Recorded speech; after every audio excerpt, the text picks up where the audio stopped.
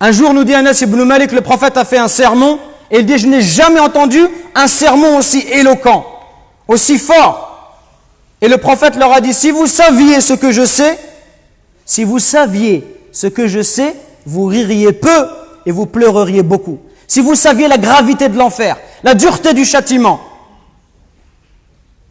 si vous saviez tout cela, vous pleureriez beaucoup et vous ririez peu. Et là, les compagnons, ils ont couvert leur visage et ils se sont mis à pleurer tout en couvrant le son de leurs pleurs. Chers musulmans, la question qu'il faut se poser maintenant, quel est le mérite de pleurer par crainte d'Allah? Et pourquoi est-ce que ces gens du paradis, lorsqu'ils étaient sur terre, pourquoi est-ce qu'ils pleuraient par crainte d'Allah?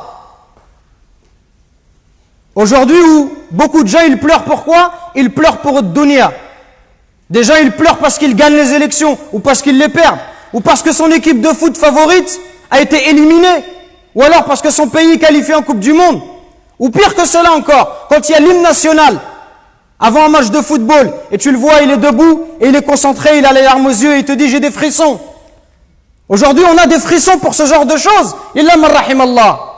On a des frissons quand on voit le drapeau de son pays, quand on les voit jouer en Coupe du Monde, quand on entend l'hymne national, on tremble. Et quand on entend la parole d'Allah Azza wa Jal, on ne tremble pas, on n'a pas de frisson, on n'est pas touché, on n'est pas ému. Sachez que celui qui pleure par crainte d'Allah, sachez qu'Allah Azza wa Jal, il aime cette goutte, il aime cette larme qui coule sur ton visage. Aujourd'hui, la vie d'ici-bas, elle prend trop de place. On aime trop de dunya, on aime trop l'argent. Au point où même quand on fait la prière, avant la prière, pendant la prière, après la prière, on pense qu'à l'argent. Les commerçants, ils pensent à leur business. Est-ce qu'il tourne, est-ce qu'il ne tourne pas? Et chacun, il est préoccupé par sa voiture, par ses enfants, etc., etc. Au point où cette prière, elle n'a plus de saveur.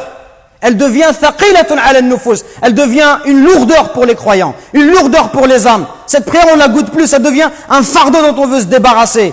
Le prophète, alayhi salatu wassalam, nous dit, il n'y a rien de plus aimable à Allah Azza wa Jal que 2 gouttes et 2 traces. Et parmi ces gouttes, il a cité une larme versée par crainte d'Allah. Pourquoi est-ce qu'on doit pleurer par crainte d'Allah? Premièrement, parce que Allah Azza wa Jal, il aime cette larme qui coule pour lui. Allah, il aime te voir pleurer pour lui. Même si tu as désobéi, si tu pleures, quand tu pleures, Allah Azza wa Jal, il va te pardonner. Allah, il va te faire miséricorde. Deuxièmement, sachez que celui qui pleure par crainte d'Allah, Allah il ne le fera pas rentrer en enfer. Le prophète alayhi salatu wassalam nous dit, n'entrera pas en enfer un homme qui a pleuré par crainte d'Allah.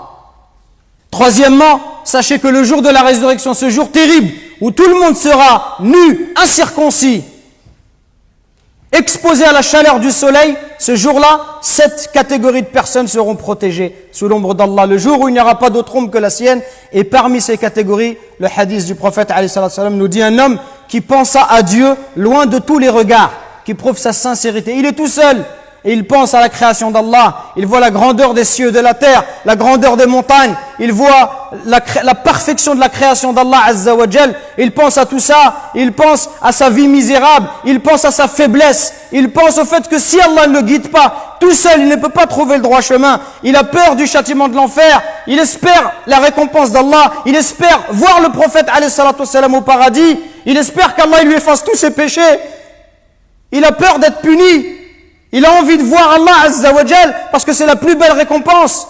Celui-là qui est tout seul, par sincérité envers Allah, et il se met à pleurer, Allah Azza wa Jal, il a pris l'engagement de le protéger. Donc ne soyez pas désespérés, la porte du repentir, la porte de la miséricorde, elle est grande ouverte, mais prenons cette voie-là et détachons-nous de la vie d'ici-bas. Détachons-nous de la vie d'ici-bas, arrêtons systématiquement de parler de dunya et notamment de football, parce que beaucoup de jeunes, ils sont éprouvés par ça. Dès qu'ils sont à la mosquée, à l'extérieur, la seule discussion qu'ils ont, c'est le football et rien d'autre. Pas une seule fois tu les entends parler d'Allah, pas une seule fois tu les entends parler d'un verset coranique, pas une seule fois d'un hadith, toujours et la même chose, le football. C'est Shaitan qui nous a dressé ce filet, comme un pêcheur qui jette son filet à la mer. Shaitan, par ses loisirs, ses divertissements qui sont extrêmement nombreux dans la société de consommation dans laquelle nous vivons, il cherche à dissiper et à éloigner le serviteur d'Allah Azza wa Jal. Et il le préoccupe. Certains par le football, d'autres par la musique, d'autres par autre chose, au point où le serviteur, il n'a dans son cœur que l'amour de ces choses-là. Et il verra que le Coran,